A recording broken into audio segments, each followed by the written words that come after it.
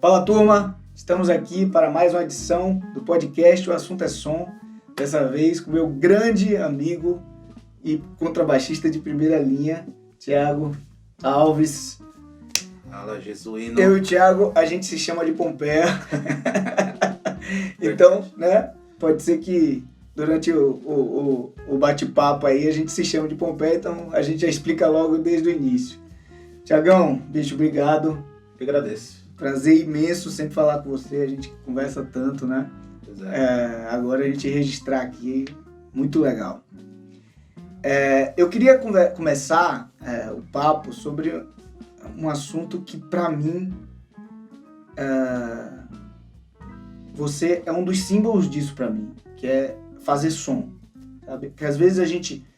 É difícil a gente explicar isso para leigo é dificílimo, mas até para músicos, né, que estão nessa empreitada de começando, os alunos que estão iniciando, gente que vai ver a gente tocar e que quer entender o que está acontecendo ali. Muitas vezes eu queria passar os valores do que é aquilo ali, né, que não tem a ver com né, fazer solos rápidos ou tocar tercinas e etc, fazer coisas mirabolantes ali no instrumento, mas tem a ver com a coisa de tocar em conjunto e fazer a música acontecer no número de pessoas que for, né? Sejam 2, 3, 4, 5 e você, que eu quero que você chegue lá, por favor, que é fazer isso com Big Band, né? Que é uma coisa que pra mim é mágico ver a Reta até tocar, eu já vi tantas e tantas vezes. Que a gente tocou muito junto no ao vivo, né? Nas terças-feiras do ao vivo. E assim, eu queria sua visão sobre isso, porque para mim, como eu disse, você é um símbolo de fazer isso bem feito e fazer isso com dedicação. Entendi.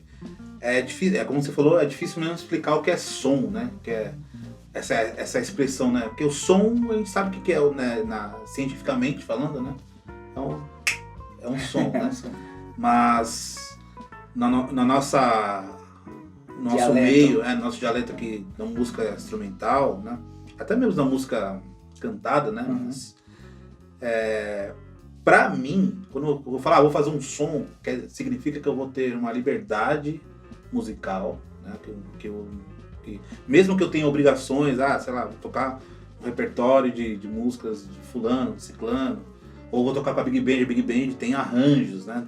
Você tem uma coisa para você seguir, né? Mas isso me dá mais, mesmo com essas, né, vamos dizer assim, entre aspas, limitações, né? Eu tenho a liberdade de me expressar, né?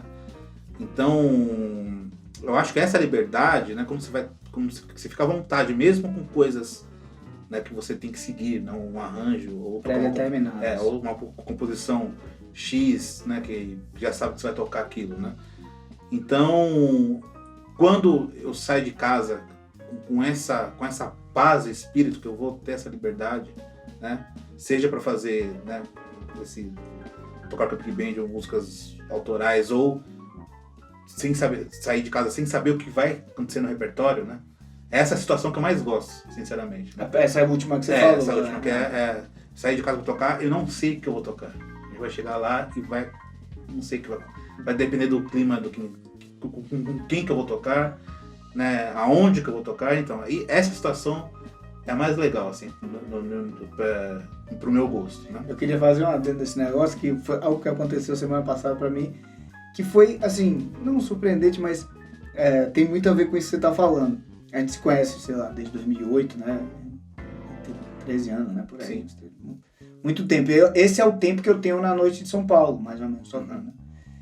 E semana passada a gente foi convidado para fazer um repertório somente de música autoral. Uhum. Aí quando você vai fazer um repertório de música autoral, você precisa dar uma passada, né? Sim. Porque, né, você precisa relembrar os temas, etc. A gente passou as músicas e aí fez um repertório. Aí eu cheguei no palco pra tocar no festival e me toquei, bicho, que é a primeira vez em provavelmente 13 anos que eu subo num palco com repertório. Pois é. Assim, eu não me lembro a última vez que eu subi num palco. Eu subi não é subir num palco, é sentar pra tocar com alguém e dizer assim, ó, a gente vai tocar isso aqui. Realmente não me lembro. E eu nunca tinha tido essa atenção a isso, né? Que na verdade o que a gente vai fazer, até nem isso a gente sabe, né? Que você tá falando que é o que você mais gosta, né? Exatamente. Às vezes você toca tanto um repertório de alguém que isso se torna um standard, né? Então você já sabe que você não precisa mais ficar lendo, né? Você já incorpora, né, o repertório da pessoa. Mas nesse caso que você falou que era a primeira vez, então teve que dar uma passada, tem que dar uma organizada, é normal. Isso, né? Então não importa que forma que seja, então o som pra mim, quando eu saio de casa, sabendo que eu vou ter uma liberdade de criação musical, então isso que eu não vou ficar preocupado, sabe, tipo, a música tem que ter X minutos, ou enfim, sabe, tipo, preocupações com você não vai poder tocar de tal forma, nossa, você vai ter que fazer só aquilo naquele determinado momento, assim, não. Eu vou criar, né, eu preciso ter essa liberdade, né? A liberdade criativa em diversos aspectos. Exatamente. Né? Então, isso pra mim é fazer som. É difícil de explicar, né? Então, porque ainda mais que a gente mora aqui numa cidade tão grande, né, que São Paulo, e a gente acaba trabalhando em diversos meios, né? Eu como contrabaixista, né? Então sempre, na época que podia tocar, né? Na época que tinha noite, sempre procurava tocar na noite, né? Mas a gente precisa sobreviver também, né? Então tinha muitos trabalhos, né, para fazer também, né? Então acho que o lance é saber saber a diferença, né, de um trabalho e do som, né? E saber separar as coisas. E não tem nenhum problema, né? A gente tem que trabalhar, a gente tem que, né, pagar as contas, né? Ganhar dinheiro, não tem jeito, né? E muitas vezes esses trabalhos, né, eles bancam algum som, né? Porque assim, se eu falar pra você que com a Reteté foram poucas vezes que teve um cachê honesto, né, que a gente ganhou, assim. É um trabalho assim é um trabalho de amor, né? As pessoas que estão lá faz aquilo porque gostam, né? Porque amam fazer aquilo, né? Então não adianta ter alguém lá que tipo, não tô afim, a gente é muito honesto, né? Uma banda tem 16 integrantes, não tô muito afim, isso aqui, ó. Então, querido, muito obrigado, né? Tipo, a gente vai colocar alguém no seu lugar, porque alguém que seja afim, porque não tem problema também a pessoa não estar afim, né? Então... É o momento da pessoa. Exatamente, tem várias fases, tem hora que a gente faz mais som, tem hora que a gente trabalha mais, né? Tem hora... Eu sempre... Graças a Deus consegui equilibrar, assim. Isso que eu ia falar, na verdade, assim, eu acho que além do equilíbrio, eu acho que você tem um privilégio dos seus trabalhos, eles terem uma proximidade com certa coisa do som, né? Tipo, algumas vezes, tipo, eu vou dar meu exemplo e é o que eu acho que acontece com você. Tipo, a gente vai fazer trabalhos de buffet, na verdade, para tocar música instrumental, para tocar standard. Você fez o Mancini durante um tempo, que assim, é um trabalho, você tá ali, tem limitações, algumas limitações, mas é muito mais próximo de você, do som, da liberdade criativa que a gente está descrevendo aqui, do que alguns outros trabalhos que, no caso, você não pode dar uma nota fora, né, uma nota diferente, não é uma nota fora, mas você não pode dar uma nota diferente porque aquilo ali não se encaixa em nada, né? Você tem esse privilégio. Sim, eu sempre procurei estar próximo, né, dos trabalhos que... O Mancini é um bom exemplo, porque assim, eu falo que no Mancini é um trabalho, né? Você tem uma roupa para você vestir, você tem um horário, assim, claro, lógico que o som também tem horário, mas lá são várias, tem uma organização de horários, né? Tudo se encaixa, né? Mas tem horas, eu falo, engraçado que no Mancini tem horas que é som, tem horas, né? Não é o tempo todo. Isso. Né? A gente toca lá, às vezes toca umas bossa novas, né? Tudo tranquilo e tal, mas chega uma hora, não, toca um negócio mais pra frente mesmo, sola mais à vontade, isso aqui, depois volta, vai equilibrando, né? Esse é um tipo de trabalho, né? Isso não é uma regra e não é todo lugar que é assim, né? Mas eu gosto de falar muito do Mancini porque lá que eu aprendi esse tipo de coisa, né? Né? E o lugar que me marcou porque eu aprendi a tocar baixo acústico, literalmente. Escola lá, né? Literalmente tocando lá, né? Então lá é um exemplo, assim, né? Mas tem vários outros, 1 milhão de situações, né? Musical, por exemplo, né? Broadway, que tem aqui muito musicais da Broadway. Já trabalhei bastante também. Sim. Não é som, aquilo é trabalho. Chega lá, você tem que ler aquilo do começo ao fim. Se você dá uma swingada a mais no lugar lá, o dançarino se perde. É muito louco. Cai da forma. Exatamente, né? Exatamente. Então, até tem um musical que eu tinha um amigo meu, Jorge Volini, que tá esse, claro, né? Claro. Eu sacaneava ele direto, isso aqui tinha uma parte lá que não tinha, era só bateria e voz, eu dava uma notinha no agudo, assim, o maestro que tava olhando sempre olhava feio pra ele, achando que era ele que tava tocando. Até que um dia ele ficou assim, ó, com a mão pra cima, olhando pro maestro, pessoal, não sou eu que faço isso. Mas ficou a temporada inteira, assim. Naquela parte eu dava uma notinha aguda, assim, no baixo elétrico, tá? E o maestro olhava feio pra ele, tipo... Mas é muito sua cara, né? Mas assim, voltando à coisa do som, da liberdade criativa, o lance do som também, pra você, mais uma vez, assim, pra mim você é muito simbólico nesse sentido aqui, no nosso entorno. Tem a coisa da liberdade da criação em conjunto. Né? Sim. Que é você ali tá produzindo uma música que tem uma relação não só com o que você tá dentro de você, com a música que você traz, mas com o que a outra pessoa tá tocando e a forma como você responde. Né? Sim. E isso, para você, eu sei que vai em diversos níveis, né? Diversos níveis. Sim. Queria que você falasse um pouco sobre isso, sobre essa interação, o interplay, que chama um pouco, né? E como é que você, esse tipo, que conexão você tem isso de fazer som também, né? Exatamente. Então, como você falou, tem diversos níveis, né? Eu acho que tem pessoas que já tocam há muito tempo mesmo. Né? Por exemplo, o Felipe Silveira, Paulo Vicente, é um trio que a gente toca desde 2006. Né? Então já vão aí 15 anos que a gente toca junto. Então é muito, nossa conexão é muito grande, assim, né? Muito, um já meio que já conhece muito bem o outro musicalmente, né? E até não musicalmente, né? A gente também sempre se fala, nós somos amigos, assim, próximos e tal. E tem pessoas que não tocam muito. Então tem pessoas que eu vou tocar e fico ouvindo, né? Esperando, né? E aí você vai tentando se conectar com a pessoa, né? Então tem pessoas que eu também conheço há muito tempo, mas não tem uma... Já tocou muito, mas hoje em dia não toca mais.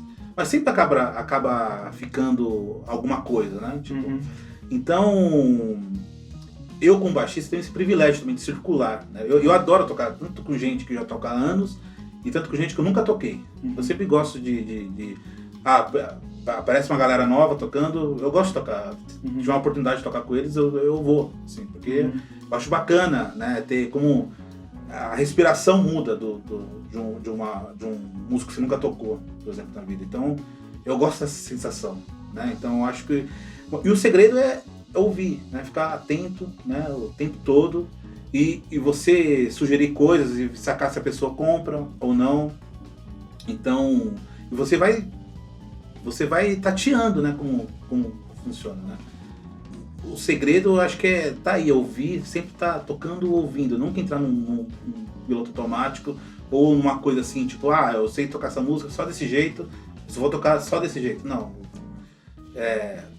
A música pode ir para vários lados, pode acontecer várias coisas, enfim, sempre tá com os ouvidos abertos. Isso é uma coisa também que você, também já ouvi você falar muito, né, que é principalmente falando de harmonia agora, né, as possibilidades harmônicas que tem dentro de uma música, você não ficar preso, né. Várias vezes você já me falou de sei lá, 5, 10 harmonias para Garota de Ipanema, né, que você já viu sendo tocadas, né. Sim. E que você tem que estar atento ao que está acontecendo ali, né. E outra coisa que você falou aí muito bacana, que para mim também você tem um papel bem importante em São Paulo, nesses anos que a gente se conhece, é de trazer pessoas novas, né? Pro som, assim. Eu não gosto desse, tipo, eu trazer. Eu acho que elas mesmo vêm. Não, eu sei. O que eu quis dizer você não se fecha aos amigos que você toca desde 2006. Sim. Entendeu? Exatamente. Você tá aberto a isso. E assim, no sentido, tudo bem, não é trazer, mas eu já vi algumas vezes você fazer, você pegar uma pessoa que ninguém tinha ouvido falar e, tá aqui, vai tocar, vai sair pra padaria com a gente. Eu já vi algumas vezes você fazer isso. Alguns terminaram, estão aí até hoje, alguns não estão. Mas eu vi, eu acho uma coisa que assim, eu não sei qual o nível de consciência que você tinha disso, mas é algo que não é reincidente, você não vê outras pessoas fazendo isso. Sim. Entendeu? Eu sempre gosto de falar que quando eu comecei a tocar, né, muitas pessoas foram muito pacientes comigo, mas muitas mesmo, assim, né? Então, eu preciso ser com essas, né, com quem tá chegando, né? E eu fui apresentado muito cedo para vários músicos, em várias situações. Eu acho que isso é muito importante, assim, né? E muitas pessoas me apadrinharam, né? Então, principalmente o pessoal do Mancini, né? Eu gosto de chamar os velhos, né? O Lito, o Evaldo. Eles tiveram... o Lito é baixista, eu nunca precisei tocar com ele, mas o Evaldo teve muita paciência comigo. Muita paciência. Eu atrapalhei muito a vida dele. Né? Deu muito trabalho? Dei muito trabalho pra ele. Né? Até hoje, se for tocar, eu ainda vou dar muito trabalho pra ele. Então, mas esses caras, eles acreditaram, né, em mim, assim, né? Tipo, sempre deram maior força. A mesma coisa com o Luiz Melo também. Eu fui tocar bem cedo com ele também. Com 23 anos, comecei a tocar com o Luiz Melo. E ele também teve muita paciência comigo. Né? E ainda peguei ele, agora ele já tá bem mais calminho, né? Ele tá no mês que vem, em maio, agora ele faz 84 anos. Olha só. Mas eu conheci ele tinha uns 70 ainda, né? Então, ele tava mais energético ainda, né? E a fama dele, né? Que, nossa, nenhum baixista consegue tocar com ele, né? Então, você vai já, né? E ele sempre deu maior força, né? Alexandre Mihanovic, cara, ele deu muita força, assim, muita força mesmo, assim. O Daniel da Alcântara, que eu acho que é um dos caras que eu conheço mais tempo, né? Eu conheci o Daniel em 2000, eu tinha 15 anos. Olha só. Então, esses caras, né? O Bob White. O Bob é antes, né? Que é aquele festival de Campo de Jordão. Sim. Que é... Mas a nossa relação profissional começou em 2000 ele me chamou pra fazer um sub na Soundscape em 2003. Eu tinha 17 para 18 anos, né? Nem tocava baixo acústico, tocava baixo elétrico. Então, imagina, o cara me chamou... a banda sempre foi tocada com baixo acústico, né? O cara me deu essa oportunidade, mesmo não tocando baixo acústico na época, ele fazer um sub lá Era no Blame Blame? No Blame Blame, né? Aí em 2005 eu entrei na banda, já tocando baixo acústico. Então essas oportunidades, foram muitas oportunidades que me foram dadas, né? Então eu... E fora amigos que me deram carona, né? Vários, né? Porque eu não tinha carro, e não era Uber, sistema de Uber, né? Que hoje é muito mais fácil. Era táxi, era caro, né? São Paulo era assim. Então muitos amigos me deram carona, me levaram em casa. Então eu tenho essa preocupação, né? Tipo, e fora também, além disso, né? Por exemplo, o Lito, um cara que tem muita paciência comigo na questão de passar um conceito, né? De falar de disco, né? De me gravar mídias, né? Naquela época se gravava um CD, um DVD cheio de MP3 ou com vídeos, né? De ter esse cuidado, assim, tipo, ele me via tocar, né? Até postei esses dias, ele me via tocar, ele nunca me disse um você tem que tocar assim, assado. Não, ele nunca falou nada, mas ele me via tocar, ele passava, dava uma risadinha maldosa, cara, e saía. Só que no dia seguinte ele vinha com ou era um pendrive, ou era uma mídia, um DVD, ou alguma coisa assim. Ouve isso aqui que acho que vai te ajudar, sabe? Né? Então, esse cuidado, o cara passou o dia, né, pensando, é isso aqui, acho que ele vai ajudar ele, não sei o que, né? Então, esse tipo de cuidado, então, eu acho que... Cara, então, eu fui muito ajudado, então eu tenho que ajudar as pessoas. Não tem uma história do Gaiardo, que o Gaiardo foi lá dar uma canja, e aí, tipo, voltou 2 semanas depois, ele tinha um disquinho guardado? Pode ser, tem. Não, a história tem, já me contou. Ele foi lá, deu uma canja, 2 semanas depois, o Gaiardo voltou lá, não sei nem se foi pra dar canja, se foi pra fazer sub, e aí Estamos falando do Gabriel Gallardo, grande pianista de São Paulo, que é um dos que eu chegou até mim através de você. A primeira pessoa que eu vi tocando com o Gallardo, aí eu já fico atento logo. Eu falo, tá tocando com o Thiago, preciso saber quem é. Entendi. Porque eu acho que tem, da mesma forma, você respondeu, existe uma consciência por sua parte disso que você faz, mas da mesma forma que todos esses que você descreveu, o Lito, Evaldo, o Luiz, etc., o Mihanovic, viram algo em você. Eu acho que você faz a mesma coisa quando a pessoa assim, porque desses que eu posso descrever aqui, para mim eu tenho muito conforto de falar do Gallardo, por exemplo, é uma pessoa, bicho, que realmente tem algo diferente. Você diz assim, vamos, né, já que esse cara aqui, vamos tirar umas pedras da frente aqui dele, né? Uhum. Porque a gente sabe que dá pra... Ele com certeza ele vai chegar em né? Sim. Tirar a pedra da frente do Gallardo é sempre bom pra ele não cair. Pra ele não chegar trombando. É bom tirar as pedras da frente. Beleza. Mas legal essa consciência. E aí, eu queria entrar nessa coisa do Lito, que é uma coisa que você tem muito, não sei se veio dele ou se já tinha antes, mas essa coisa da cronologia, da história, né? Do quem veio antes, quem ouviu o quê.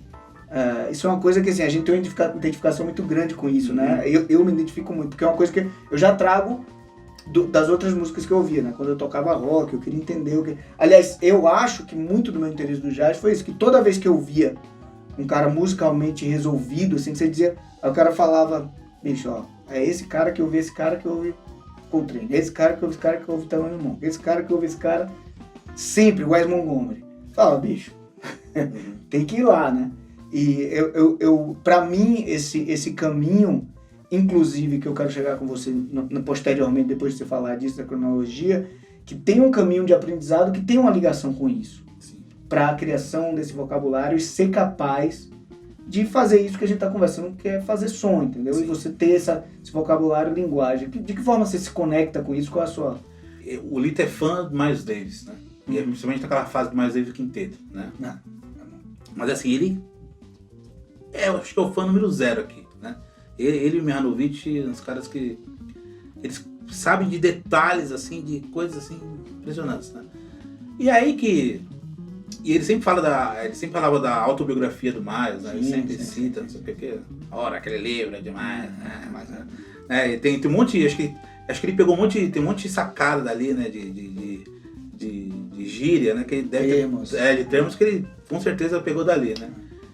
E com o negócio de o advento da tecnologia, o Lito primeiro ele sempre gostou de ter discos, assim, né, de vídeos. Numa época, o pessoal fala que na década de 80 ele vendia, ele fazia as cópias pra galera, ou vendia, enfim, ele fazia os vídeos piratas de jazz, isso aqui, né, e ficava trocando. Ele e o Itamar Colau. O Itamar também tinha um acervo muito grande de vídeo, tá?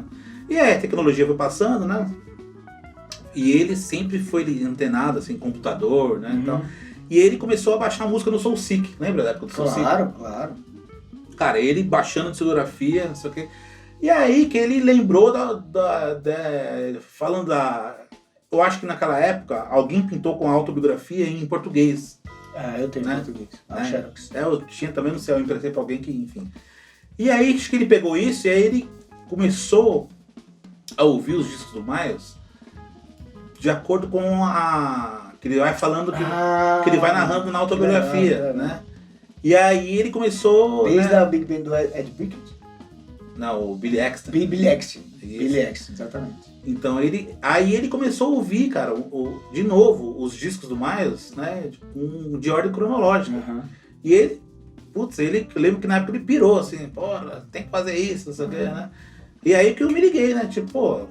Aí depois pintou o livro do A Love Supreme do Coltrane, né? Acho que mais depois, bem depois, né? Não, bem depois. Já é depois do Love Supreme do Coltrane, já é depois do Kind of Blue. Kind of Blue, né? Que é o mesmo autor. O mesmo autor, né? E ele também acho que fez isso, ele comentou também que fez isso com o Coltrane, vai falando também dos discos e tal. Então, tem lá, então, ele vai também ouvindo de acordo com a de ordem cronológica, né?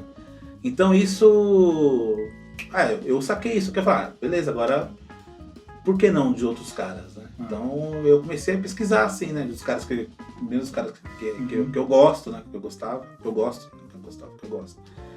E você acaba enxergando, né, você acaba vendo como a pessoa vai mudando, né, né? Como que as coisas vão caminhando, isso é muito interessante, né? Então meio que veio daí, né,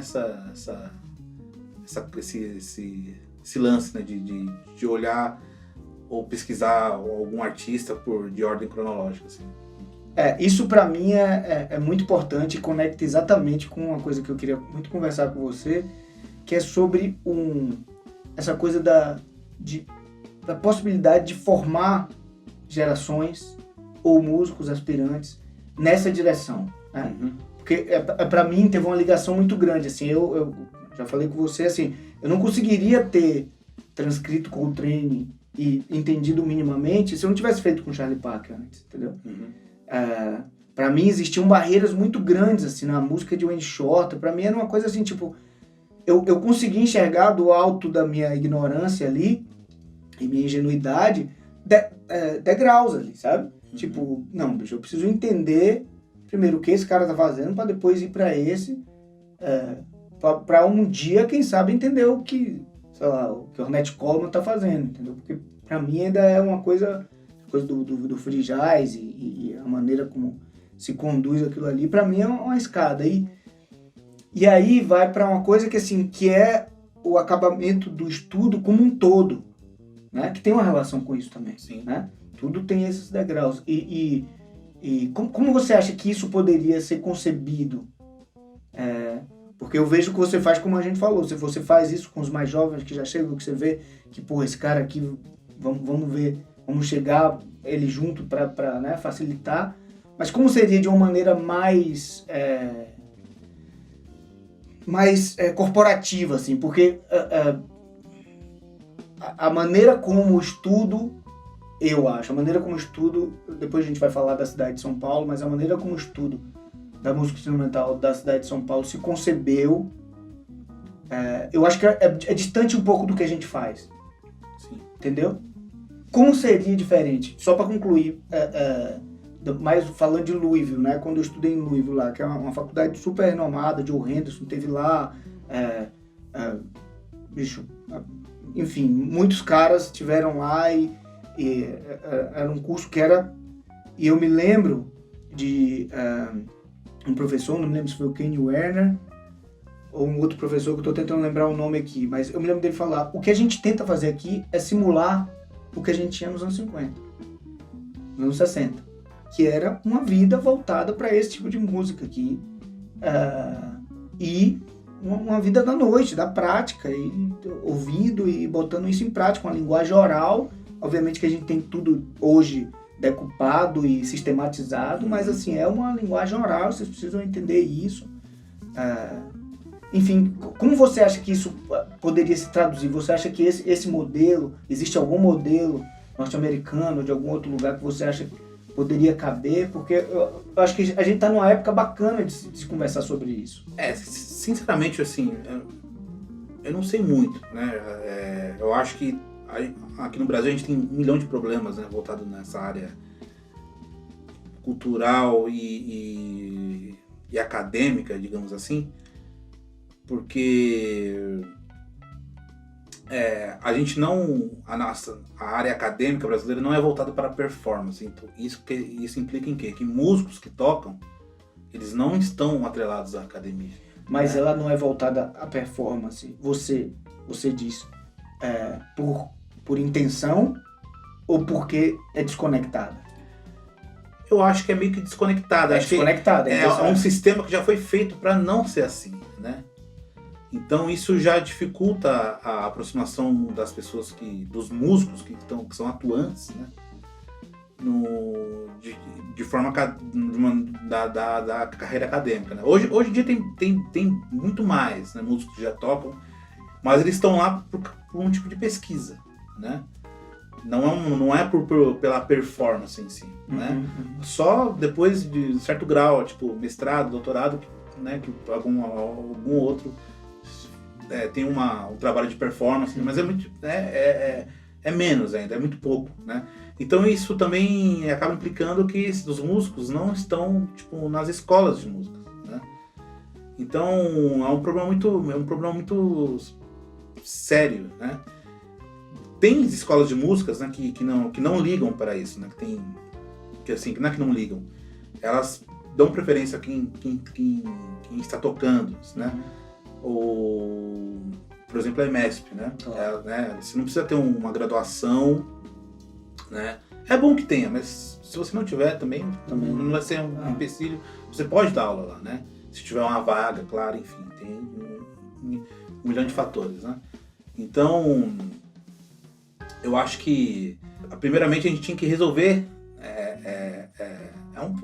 Para mim é quase uma utopia, né? De resolver essa questão de aproximar os músicos de um sistema de ensino, sabe? Mas é uma utopia local? Ou você acha que é uma utopia humana? Não. Porque você acha que tem lugares, por exemplo, a Juilliard, a New School, você acha que existem lugares que conseguiram essa utopia? Sim, eu acho que é uma utopia aqui brasileira. Tá, utopia brasileira. Falando da nossa realidade, local, né? Tá. Porque os lugares fora, muitos lugares são voltados para performance, né? E fora que tem uma preparação antes, né? Tipo, o sistema americano é muito diferente do sistema brasileiro. O cara já faz o high school, né? Que é o ensino médio aqui, já preparado para que ele vai entrar, né? Tipo, puta, você é músico, então eu vou... em Nova York tem a famosa LaGuardia High School, né? Eu tava lendo sobre ela esses dias, né? Tipo, eu vi aquela minha amiga lá, Kate Tiroux, né? Baixista, tem um podcast, e ela entrevistou o Carlos Henriques, né? E o Carlos Henriques falando que ele entrou na LaGuardia High School, depois da LaGuardia High School ele entrou numa faculdade X, já meio que direcionado. Aí no mesmo dia eu fui gravar com um amigo meu, o Lance, um saxofonista americano que mora no Campo Limpo Paulista há muitos anos. E ele falando que ele é de Nova York também, ele falando que eu estudei na LaGuardia High School, depois entrei na Manhattan School. Aí, caramba, LaGuardia High School, eu ouvi falar esse nome no mesmo dia, fui pesquisar, né? Eu entendi que é um high school preparado. High school já é para artes em geral, né? Então, a gente já sofre, o sistema aqui, né, de educação... posso estar falando besteira, mas eu acho que aqui é o Joe DeFrancesco, o McBride e o Russell Winkle. Eles eram colegas, tem uma Big Band, já vejo eles criança, Big Band. Eu acho que também. Não tenho certeza. Não, mas acho que eles são lá de Pittsburgh. Né? Mas não é LaGuardia, é isso, mas é uma high school preparada para artes. Exatamente. Eu acho que é a mesma coisa. Sim, exatamente. Isso é muito comum, né? Então, o nosso sistema de educação... Não, mas eu quis dar um exemplo para você ver o que é capaz, né? Sim, exatamente. Você saiu na mesma turma, McBride, o Kurt Winkle e o Joe DeFrancesco. Sim. Ainda tem uns caras de rap lá, o Kid Tip. O Batera, né? O Quick Tip. Isso. Né? E o... Não é Questlove? Questlove também. Questlove. Isso aí. Então. E nosso sistema aqui não foi feito para isso, né? Então imagina, eu falo uma utopia porque imagina arrumar isso, cara. Graças a Deus a gente tem as escolas públicas, né? Que você pode entrar, que nem eu entrei na ULM, eu era criança, eu tinha 11 anos de idade. Então, sei lá, o meu high school foi lá, né? Então eu fazia o colegial e estudava na ULM, na época, hoje é a EMESP, né? Então, mas assim, é muito pouco, né? Se você colocar em proporção, né? Hoje tem Projeto Curie, né? Que a pessoa já chega numa ULM ou alguma outra universidade, já chega mais preparada, né? Então, mas assim, é muito pouco ainda, né? Eu acho que nesse processo aí a gente perde muitos músicos, potenciais músicos, potenciais talentos, né? Então, por isso que eu falo que é uma utopia, porque imagina como vai arrumar esse sistema de educação, é um problema de educação, né? E tirando que lá também a musicalização antes da high school, né? No ensino médio e antes eles têm um acesso, né? Isso termina abrindo a percepção um pouco, né? Se você entende já de melodia, sabe? Você entende já alguma coisa de harmonia, não é entender, mas assim, seu ouvido vai acostumando. Eu acho que até mesmo essa formação inicial, por mais básica que seja, já começa a te repelir de coisas que estão muito feitas de uma forma não primorosa, né? Não com cuidado com esses elementos, né? Porque para mim um problema que existe é a falta de cuidado com elementos que que existem na música, né? A música é formada por ritmo, harmonia e melodia. Se você começa a não dar atenção a esses elementos ao ponto de que, para mim, a gente está chegando cada vez mais, que é não existir nenhum deles, né? A harmonia já foi pro brejo há muito tempo, né? Na música popular brasileira. A melodia tá indo já cada vez mais, né? Já quase não tem uma sequência melódica de notas, aqui é quase uma coisa mononota, né? Mononota. Mononota, o cara tá uma nota só falando. Ainda tinha uma questão rítmica brasileira, e mesmo essa questão rítmica agora é um fragmento de sampler de 2 compassos. Né? Então eu acho que um ouvido mais preparado termina não aguentando, assim, porque pra gente é fácil dizer, bicho, eu não aguento ouvir isso aí 1 minuto, pelo amor de Deus, né? Porque a gente tá preparado a vida toda, mas que isso, na minha opinião, para lidar com essa utopia, teria que as pessoas estarem um pouco mais preparadas para dizer, não, isso aí não dá. Sim. Você percebe que assim, a minha geração, né, que é nascido na década de 80, né, acho que 80% dos músicos da geração, a gente veio da igreja. Porque a igreja, a gente respirava música desde criança. Né? Então a gente calhou a gente pegar uma época que a gente deu um boom assim, dos instrumentos nacionais, então as igrejas podiam comprar instrumentos, né? Janine, né? Veril, né? E que eles ficaram melhores os instrumentos, né? Eles já tinham antes, assim, mas deram uma melhorada, né? Então o mercado deu uma abrida também, né? Rolou uma abertura de um mercado para fora também, né? Tipo, de importação, uma coisa que era muito difícil antes, né? Então aquele final de 80, década de 90 foi muito boa. 1990, exatamente. Então, aí isso possibilitou as igrejas investirem mais em música. Então, o fruto disso foi muitos músicos da minha geração virem, né, dessas igrejas. E é das igrejas, assim, das igrejas tradicionais, né? Porque naquela época não tinha muitas igrejas, eram, sei lá, algumas ramificações, assim. Mas... e hoje em dia também tem bastante músico que sai das igrejas, né? Mas também tem já é mais misturado, né? Então eu gosto de brincar que da minha geração, ou o músico veio da igreja, ou o cara é rico, o cara teve acesso, né? A mãe, os pais puderam colocar na escola de música, pagar na escola de música quando era criança, né? Ou é filho de músico. Né? Ou é filho de músico. Não precisa ser rico, mas assim, é filho de músico, o cara cresceu com música em casa, com o pai tocando, com mãe cantando, enfim, mãe tocando, o pai cantando, enfim, filho de músicos, né? Isso precisa ser ampliado, né? De um âmbito de um projeto nacional, né? É uma utopia, assim, né? Eu espero que a gente consiga. Eu acho também, né? A gente consegue. Já melhorou muito, né? Só o fato de ter essas escolas de música, a EMESP, né? Ou a Escola Municipal de Música, e agora os guris, né? Então, que tem um projeto do Auditório Ibirapuera, né, que são para as pessoas de baixíssima renda, né? Então, isso, a gente precisa isso de, tipo, em escalas maiores. Assim, né? Da escala do tamanho do país, né? Exatamente. Porque aí a gente vai entrar no assunto de São Paulo daqui a pouco, mas e pra mim, eu queria fazer pra mim, eu me lembro que foi quando eu comecei na noite, a geração de vocês estava chegando, né? 2006, 2007 ali. E pra mim era surpreendente, assim, porque todo mundo eu não entendia nada, você lembra, né? Que eu não entendia nada de igreja na época. Falei, todo mundo de vocês vem da igreja, você, o Cássio, o Vitor, o Leandro, todo mundo vinha da igreja, o Lucas, né? E eu falei, caramba, bicho, que benesse, né? Que a igreja fez pra a geração musical de São Paulo. E no Brasil, né? Não é só aqui, né? Não é só em São Paulo. Isso aí, todo mundo... Você sente isso? Sim, com certeza. Rio de Janeiro, Espírito Santo, Minas, legal, todo mundo, cara. Bahia. Eu não tenho essa... Eu não tinha quando eu saí do Nordeste, né? A maioria dos o pessoal que toca hoje é no Spock Frevo, né? O pessoal... É de igreja? Sim, a galera mais nova, né? Que toca lá, sim, todo mundo. Que legal. E eu tenho a sensação que, de certa forma, você conseguiu isso dentro, mesmo antes do Mancini, mas, não sei, mesmo na EMESP, porque a maneira como você construiu seu entendimento musical, todas as vezes que a gente conversa, eu vejo que tem muito mais ligação com a oralidade, com a sonoridade das coisas, do que propriamente com a explicação sistemática ou teórica disso aí. Você tem essa sensação?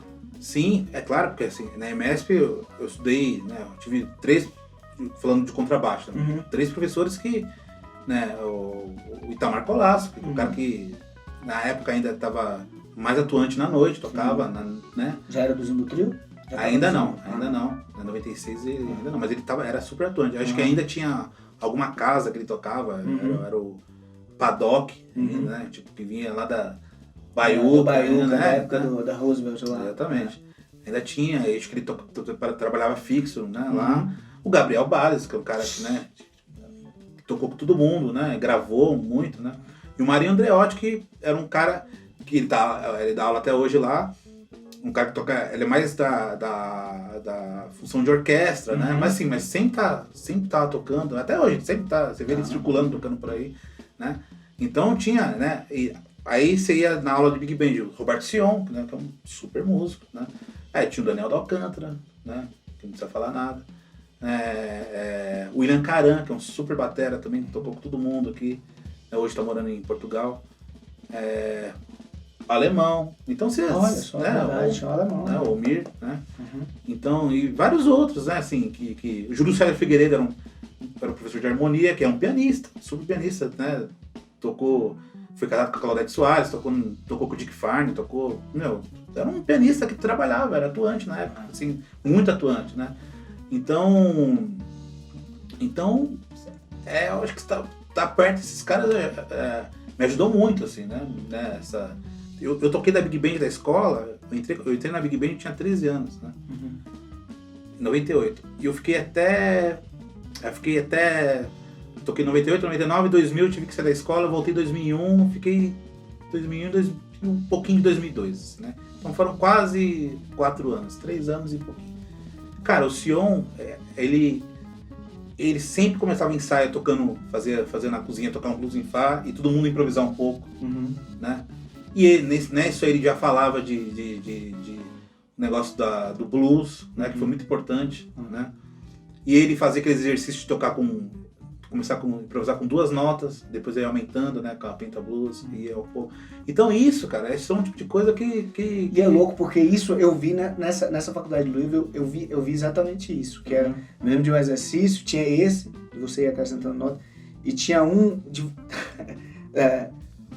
pode parecer engraçado, mas era um de você, eu e você, e a gente não pegar o instrumento e ficar trocando frases de blues, 4/4, sem instrumento, até você entender linguagem, entender sotaque, exatamente, né? Essas coisas que eram, como o Refugee falou, era uma parte de como simular E exatamente, o Sion fazia isso, ele fazia umas frases, a banda toda repetia o que ele fazia, ele ia aumentando a dificuldade, entendeu? Então, esse tipo de coisa, assim, que na época às vezes a gente achava meio, né, você é meio criança, adolescente, tem aquecimento, isso aqui. Não, isso foi super importante, pelo menos na minha formação, foi muito importante. Você olha pra trás e fala, caramba, né, tipo, como fui privilegiado ter esses caras, né, tipo, por perto, assim, desde cedo, né. Aí tem o Festival de Campo Jordão que eu fiz também, né, 98, 99. Putz, o primeiro festival, né, Bob White, conheci, Hamilton Godoy, né, então o trompetista americano Dennis Snowden, né, o cara que tocou Buddy Rich, Woody Herman, né, aquela outra famosa também, esqueci o nome, daqui a pouco eu lembro, Stan Kenton, pô, olha com quem eu tendo contato com esses caras, assim, né. Aí no outro ano, Hélio Delmiro, eu lembro que eu até fui tocar na igreja uma vez com o Hélio Delmiro, né? E... enfim, cara, o Buda, eu lembro do Buda, trompete, né? O David Richards, saxofone. Então, você tem contato com esses músicos desde cedo, isso é muito importante, cara, né? Então, eu sinto falta disso hoje em dia, né? Tipo, a galera nova tá em contato com as pessoas que estão tocando, né? Que estão atuando, assim, né? São super atuantes, né? E isso tinha que ser, né? Como eu falei, a nossa utopia é ser em larga escala, em escala nacional, né? Não só aqui em São Paulo. Tem uma última coisa que eu queria falar, que você falou em relação à importância, você falou, na hora que você falou do blues, seu olho enche, né? E já teve algumas vezes que situações eu conversando com você, assim, que você fala, Pompeia, eu enxergo tudo meio que em volta do blues. E quando não é assim, quando musicalmente a pessoa enxerga, tipo, nada vem do blues, é mais difícil essa conexão, né? E aí eu vou para duas conversas, eu queria que você falasse sobre as duas, porque as duas têm conexão. E você já falou também pra mim assim, não, eu enxergo a música de uma forma um pouco diferente, eu concebo a música de uma forma um pouco diferente de tal pessoa, entendeu? E outra história, eu tenho um amigo que uma vez foi fazer aula com você e você disse a ele, não, eu entendo o que você quer, eu enxergo a música parecida com você. O que é isso, quando você diz isso, assim, o que é, de que forma enxergar a música, isso tem relação com o blues? Tem relação as duas coisas? Tem muita relação, né? Eu acho que eu entendi desde cedo que o blues é a base, né, que a gente precisa aprender a tocar, né, quando começa a mexer com improvisação, né, você tem que tocar o blues direito. Depois, porque assim, parece um negócio simples, mas não é muito complexo, né? Você tocar um blues direito, né, então ele te entrega muita coisa, né? O blues e o rhythm and change. Aí se você quer jazz, improvisação, né, putz, as matrizes, né? Blues e rhythm and change, né, cara? Começa por aí, né? Tipo, entender, tocar em cima disso aqui, né? Então, porque são progressões simples, né? Como eu falei, é muito complexo, mas tá tudo ali, cara, né? As mudanças, né? O que a gente vai fazer posteriormente você já pode fazer tudo ali, cara, tudo nesses dois sistemas, né? Então, e assim, sem querer, né? Sem meio que sem consciência, eu vim dessa escola, né? Uhum. Tipo, porque assim, quando você tem 13 anos, você não tem muita consciência, né, das coisas, mas você aquilo acaba ficando, você acaba internalizando aquilo de certa forma, né? Eu vejo alguém tocando, né, tipo, ou quando, né, eu sempre, tipo, o blues é meio que um termômetro, né, tipo, quanto que essa pessoa sabe disso, né, ou quanto que ela não é muito disso, né, não vem muito dessa escola, né, e não tem problema também, claro, né, claro, né? Claro. É só a relação com a minha vivência, né? De como que foi a música chegou, essa música, né, improvisada, o jazz, como ela chegou pra mim. Uhum. Né? Eu acho que aí a gente encerra voltando ao início, que se você tá disposto a fazer som e ouvir, independente se você vai trazer blues, vai trazer... O que você vier trazer a música, você vier aberto, né? E de certa forma preparado musicalmente para isso. O que precisa para fazer a música acontecer é deixar ela acontecer, né? E não vir com esses preconceitos nenhum, né? Tipo, vou tocar células brasileiras, vou tocar jazz, ou vou tocar licks de rock. Eu acho que quando a gente está aberto a fazer o som, né? Se você se conectar à música que está ali acontecendo naquele momento, seja com uma, duas, três, quatro pessoas, qualquer coisa pode vir a caber, né? Sim. Muito louco isso. Tiagão, um bagacete. Pô, obrigado. Eu que agradeço. É um prazer trocar essas ideias contigo. Isso aí, irmão. Isso aí. Pessoal, esse foi mais um podcast. O assunto é som. Até a próxima.